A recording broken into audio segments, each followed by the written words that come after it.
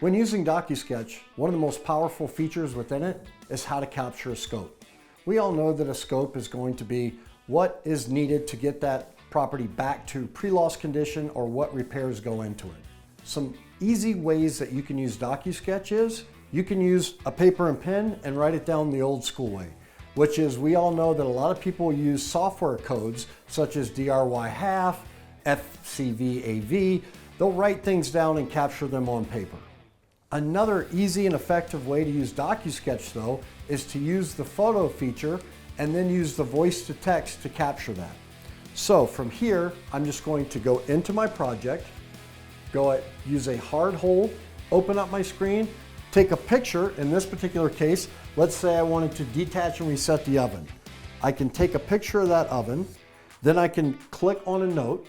Then by using talk to text, the same way I used a pad and a piece of paper to put those software codes in, I can use the exact same thing by talking it out. For example, if I started my microphone and I said, detach and reset electrical stove, remove and replace vinyl floor, detach and reset register vent, any type of scope that you have, you can effectively talk, text, whatever you want.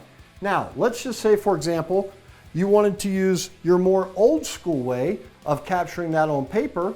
You can easily use the same photo feature by using a hard hold and then